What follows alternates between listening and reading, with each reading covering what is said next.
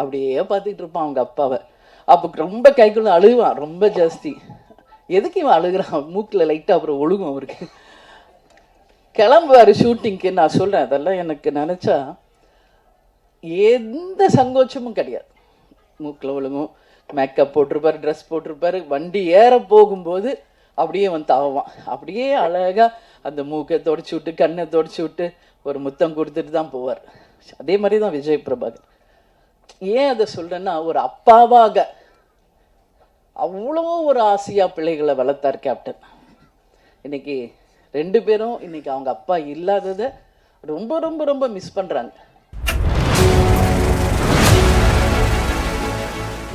Captain என்ற வார்த்தையையும் அவர் வாழ்ந்த வாழ்க்கையையும் ஒருபோதும் ஆற்றாது. சோகம் தன்னை தாக்கி தரையில் விழச் செய்யும் போதும் மீண்டும் எழச் செய்யும் வலிமை இப்போதும் இவருக்குண்டு. மகன்களின் எதிர்காலம் நட்சத்திரங்கள் நிறைந்த வானத்தை காட்டும் ஒரு தாயின் புன்முறுவல் இங்கே. அழுவதற்கு ஒரு தோள்பட்டை தேடும் ஆண் மகன்களுக்கு வார்த்தெடுத்த வைர கம்பிகளாக வலிமை ஊட்டும் மாணிக்க தாயாக பிரேமலதா. கண்ணியத்தையும் தன் கட்சியையும் சோர்வுறாமல் மீட்டெடுப்பவர். மனம் சுமக்கும் கண்ணீருடன் மகன்களின் வெற்றிக்காக காத்திருக்கும் தேமுதிக தலைவர் மதிப்பிற்குரிய பிரேமலதா விஜயகாந்த் அவர்களை பேச அழைத்து பெருமை கொள்கிறோம்.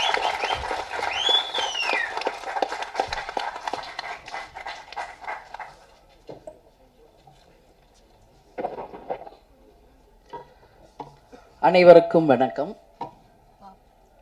படைத்தலைவனுடைய ஆடியோ ரிலீஸுக்கு இங்கு வந்திருக்கும் பத்திரிகை சகோதரர்களுக்கும், யூடியூப் சேனலை சேர்ந்த அனைத்து சகோதரர்களுக்கும், எங்கள் உயிரில் கலந்த தேசிய முற்போக்கு திராவிட கழகத்தினுடைய அனைத்து நிர்வாகிகளுக்கும், மகளிர் அணி சகோதரிகளுக்கும், மேடையிலே வீற்றிருக்கும் கேப்டனுடைய திரைப்படங்களை டைரக்ட் செய்த மூத்த சகோதரர் கஸ்தூரி ராஜா அவர்களுக்கும், ரமணா படத்தை டைரக்ட் செய்த முருகதாஸ் அவர்களுக்கும், வீரம் விளஞ்சமன் அவர் யாருன்னா கஸ்தூரி ராஜா சார்.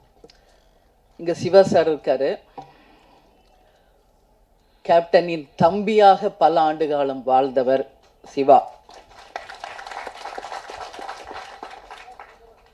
என்னுடைய அன்பு சகோதரர் சுதீஷ் அவர்களுக்கும், இந்த படைத்தலைவனில் யாரெல்லாம் உழைத்தீர்களோ அனைத்து ப்ரொடியூசர்ஸ்க்கும், எஸ்பெஷலி கேமராமேன் அவர்களுக்கும், இந்த படத்தினுடைய ஹீரோயின் அவர்களுக்கும், அவரது தாயார் அவர்களுக்கும், இந்த படத்தினுடைய டைரக்டர் அன்பு அவர்களுக்கும், இந்த மேடையிலே வீற்றிருக்கும் என்னுடைய 2 புதல்வர்களுக்கும் கேப்டன் சார்பாகவும் உங்கள் அனைவரின் சார்பாகவும் என்னுடைய பணிவான வணக்கங்களை தெரிவிச்சுக்கிறேன்.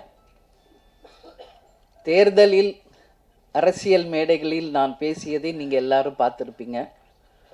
சினிமா ஃபங்க்ஷனில், அதுவும் ஒரு ஆடியோ லான்ச்சில் பேசுறது இதுதான் நான் ஃபர்ஸ்ட் டைம். சகாப்தம் படம் ரிலீஸ் ஆனப்போ கேப்டன் இருந்தாங்க. அப்போது என்னை பேச சொல்லி அழைச்சார். நான் சொன்னேன், இல்லை இது சினிமா, அதனால் நீங்கள் மற்றவங்களாம் டெக்னீஷியன்ஸ்லாம் பேசட்டுங்க, நான் பேசலை அப்படின்னு சொன்னேன். மேபி அது தப்போ அப்படின்னு நான் ஃபீல் பண்ணுறேன். ஏன்னா கேப்டன் ஒரு அம்மாவா நீ அவனை ஸ்டேஜில் நீ வாழ்த்தணும் அப்படின்னு கேப்டன் சொன்னார். அன்றைக்கி சரி, சினிமா ஃபங்க்ஷனில் நம்ம எதுக்கு பேசணும் அப்படின்னு நினச்சேன். பட் நான் இன்னைக்கு சொல்கிறேன், சண்முக பாண்டியன் அம்மாவை மட்டும் கிடையாது, உங்கள் அன்பு சகோதரியாக கேப்டன் பெற்றெடுத்த சண்முக பாண்டியனை இனிமேல் உங்களிடம் நான் ஒப்படைக்கிறேன். பத்திரிகை நண்பர்களிடமும் தமிழக மக்களிடமும் நான் சினிமா துறையை சேர்ந்த அனைவரிடமும் அவரை நான் ஒப்படைக்கிறேன். எல்லாரும் பேசுவாங்க, நிறைய நான் பார்த்துருக்கேன். கேப்டன் கூட 33 வருஷம் வாழ்ந்திருக்கேன். கேப்டனை பற்றி பேசுறது இன்னைக்கு அவர் மறைவுக்கு பிறகு டெய்லி அத்தனை யூடியூப்ஸ்லையும் கேப்டனுடைய பழைய காலிய நினைவுகள், பேச்சுக்கள் எல்லாம் வரும்பொழுது கேப்டன் அப்படி பண்ணார், இப்படி பண்ணார், நிறைய விஷயங்கள் நான் பார்க்குறேன். கேப்டனுடைய 2 புதல்வர்கள். கேப்டனுக்கு 2 தொழில். ஒன்று சினிமா, இன்னொன்று அரசியல். கேப்டனும் நானும் இது அவங்க 2 பேரும் பிறந்த போதே முடிவெடுத்த ஒரு விஷயம். அப்பாவின் பாதையில், சிங்கப்பாதையில் விஜய் பிரபாகர் அவர்களும், யானை பாதையில் இளையவர் சண்முக பாண்டியன் அவர்களும் அவங்க அப்பாவுடைய கனவு லட்சியத்தை நிச்சயமாக வென்றெடுப்பார்கள் என்பதில் ஒரு அம்மாவை எனக்கு எந்த டவுட்டுமே கிடையாது. ஏன்னா கேப்டன் நானும் அவங்கள அப்படி தான் வளர்த்துருக்கோம். கேப்டன் சொல்லுவார், சொல்லி சொல்லி வளர்ப்பார். பிரபாவை வந்து அண்ணான் தான் சொல்லணும், தம்பி. அது மட்டும் என்னைக்கு கடைசி வரைக்கும் அவர் ஒத்துக்கல. அதையும் இன்னைக்கு வரைக்கும் சண்முக பாண்டியன் அதை கரெக்டாக கீப் அப் பண்ணுறாரு. ஏன்னா அந்த பாண்டிங், அந்த ரெஸ்பெக்ட், அது இருந்தால் தான் நம்ம வாழ்க்கையில் ஒற்றுமையாக பல சாதனைகளை செய்ய முடியும் என்பதில் கேப்டன் உறுதியாக இருந்தார். அதையே பிள்ளைகளுக்கும் நாங்கள் சொல்லி கொடுத்து அவங்கள வளர்த்துருக்கோம். நீங்கள் எல்லாரும் சொன்னீங்க டவுன் டு எர்த்தாக இருக்காங்க, அப்பா மாதிரியே உதவி செய்கிறாங்க, எல்லாரோடையும் சகஜமாக பழகுறாங்க அப்படின்னு. இன்னைக்கு இல்லை, இன்னும் எத்தனை ஆண்டு காலம் ஆனாலும் உச்ச நட்சத்திரமாக சண்முக பாண்டியன் அவர்கள் வந்தாலும் இன்னைக்கு எப்படி உங்க அத்தனை பேரிடமும் எளிமையோடும் உங்கள் அன்பு சகோதரர் போல டவுன் டு எர்த்தாக இருக்காரோ அப்படிதான் இருப்பார். ஏன்னா சின்ன கை குழந்தை கேப்டன் மேக்கப் போடுவார். நான் 6 மணிக்கெல்லாம் கேப்டன் கிளம்புவார். உங்களுக்கு எல்லாருக்கும் தெரியும். 9 o'clock வித் மேக்கப் ஷூட்டிங்கில் இருக்கணும்னா 6 o'clock இறங்கி கீழே வந்துடும் எங்கள் ரூம் மேலே. கை குழந்தை அவனை தூக்கிட்டு நானும் கீழே வந்துடுவேன். ஏன்னா அவருக்கு நான் டிஃபன் கொடுக்கணும், அவருக்கு வேண்டிய எல்லாம் செய்யணும்னு. அப்படியே பார்த்துக்கிட்டு இருப்பான் அவங்க அப்பாவை. அப்போ ரொம்ப கை குழந்தை அழுவான் ரொம்ப ஜாஸ்தி. எதுக்கு இவன் அழுகிறான்? மூக்கில் லைட்டாக அப்புறம் ஒழுகும் அவருக்கு. கிளம்புவார் ஷூட்டிங்க்கு. நான் சொல்கிறேன், அதெல்லாம் எனக்கு நினச்சா எந்த சங்கோச்சமும் கிடையாது. மூக்கில் ஒழுங்கும், மேக்கப் போட்டிருப்பார், ட்ரெஸ் போட்டிருப்பார். வண்டி ஏற போகும்போது அப்படியே வந்து தாவான். அப்படியே அழகாக அந்த மூக்கை தொடச்சி விட்டு, கண்ணை தொடச்சி விட்டு ஒரு முத்தம் கொடுத்துட்டு தான் போவார். அதே மாதிரி தான் விஜய் பிரபாகர். ஏன் அதை சொல்கிறேன்னா, ஒரு அப்பாவாக அவ்வளோ ஒரு ஆசையாக பிள்ளைகளை வளர்த்தார் கேப்டன். இன்னைக்கு 2 பேரும் இன்னைக்கு அவங்க அப்பா இல்லாததை ரொம்ப ரொம்ப ரொம்ப மிஸ் பண்ணுறாங்க. இங்கே கேப்டன் இல்லைன்னு நான் நினைக்கவே இல்லை. இங்கே தான் இருக்கார் கேப்டன். இந்த ஆடியோ ஷோவில், இன்னைக்கு ஆடியோ லான்ச்லேயும் இங்கே தான் கேப்டன் இருக்கார், நம்மோட தான் இருக்கார். அதில் எனக்கு எந்த மாற்று கருத்துமே கிடையாது. இந்த இடத்தில் கேப்டன் இருந்து அவருடைய நல்லாசியுடன் அவருடைய வாழ்த்துக்களுடன் தான் இந்த ஆடியோ லான்ச் நடந்துக்கிட்டு இருக்கு. அதில் எந்த மாற்று கருத்துமே இல்லை. அதே மாதிரி சண்முக பாண்டியனை பார்த்தீங்கன்னா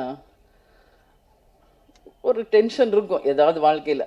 ஆனால் அவனை அறியாமல் ஃபோனில் ரொம்ப சிரித்து பேசிக்கிட்டு இருந்தாலே நான் கேட்பேன், யார் அன்பு கூட பேசிக்கிட்டு இருக்கியா அப்படிமே.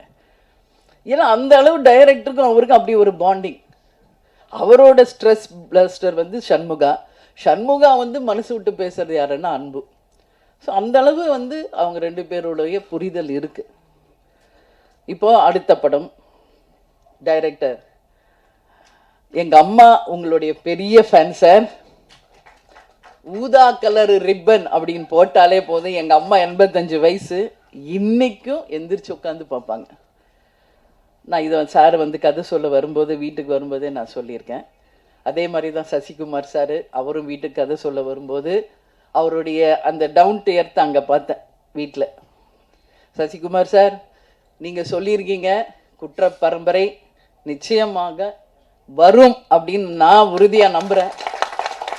ஹாட்ஸ்டார் மூலியமாக வருதோ இல்லையோ, அது வெப் சீரிஸாக வருதோ இல்லையோ, அதை ஒரு திரைப்படமாக நாம் அனைவரும் சேர்ந்து நிச்சயம் எடுப்போம் என்றதை இந்த ஸ்டேஜில் உங்களுக்கு நான் உறுதியளிக்கிறேன்.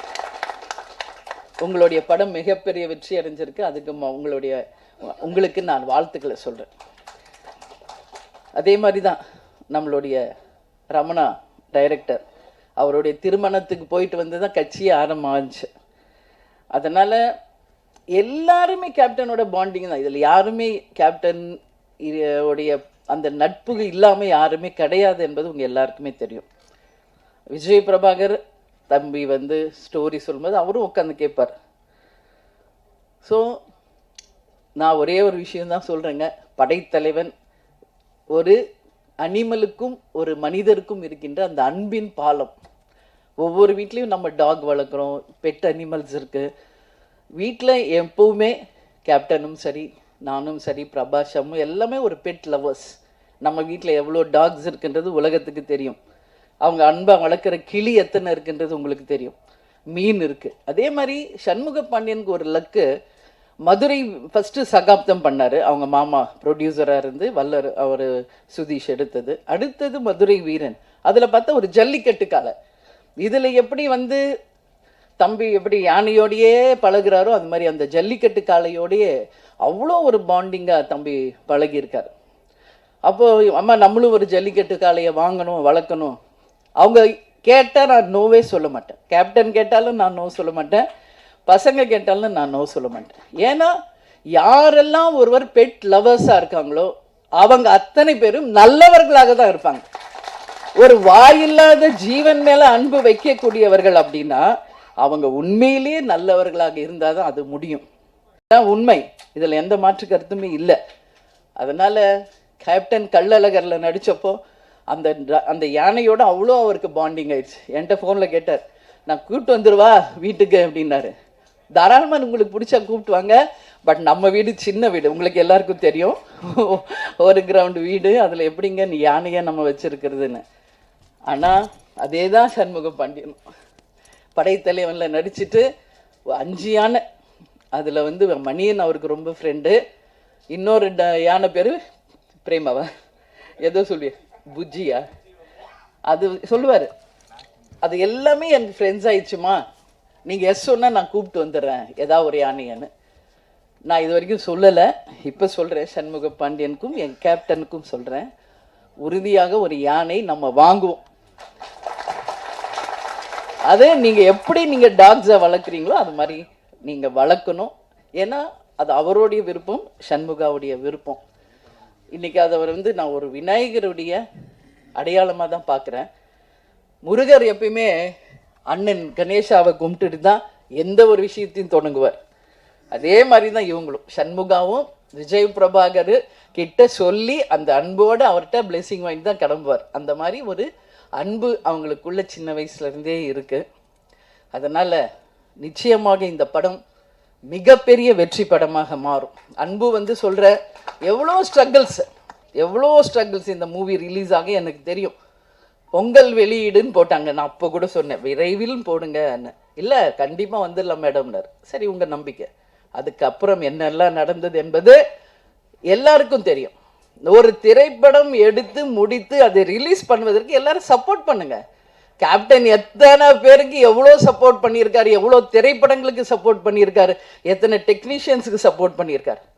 ஒரு படம் ரிலீஸ் ஆனதான் அதை நம்பி வாழ்கின்ற அத்தனை ஆயிரம் குடும்பங்கள் நல்லா இருக்கும், அதில் எந்த மாற்று கருத்துமே கிடையாது. சினிமா நல்லா இருந்தா அதை நம்பி இருக்கிற ஆயிரக்கணக்கான மக்கள் நல்லா இருப்பாங்க. அதில் நாங்கள் உறுதியாக இருக்கோம். கேப்டன் கூடயே இருந்து சினிமானா என்ன என்பது நாங்கள் நல்லா உணர்ந்திருக்கோம். நிச்சயமாக கேப்டன் விட்டுட்டு சென்ற அந்த இடத்தை அரசியலில் விஜய் பிரபாகரும், சினிமா துறையில் சண்முக பாண்டியனும் கேப்டன் மாதிரி இருந்து நிச்சயமாக அனைவருக்கும் அதே மாதிரி இருப்பாங்க என்பதில் எந்த மாற்று கருத்தும் யாருக்கும் வேண்டாம்.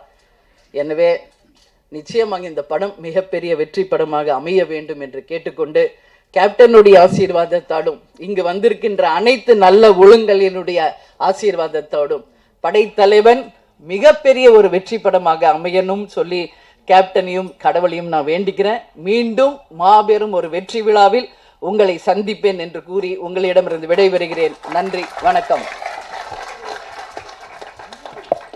நன்றி மேம். இந்த படைத்தலைவன் மேடை பல சந்தோஷமான நிகழ்வுகளை நிகழ்த்தியுள்ளது. வந்திருந்த அனைவருக்கும் நன்றி. இப்போது இசை வெளியீடு, சிறப்பு விருந்தினர்கள் வெளியிட படக்குழுவினர்கள் பெற்றுக்கொள்வார்கள். மீண்டும் அடுத்த தருணத்தில் சந்திப்போம். நன்றி, வணக்கம்.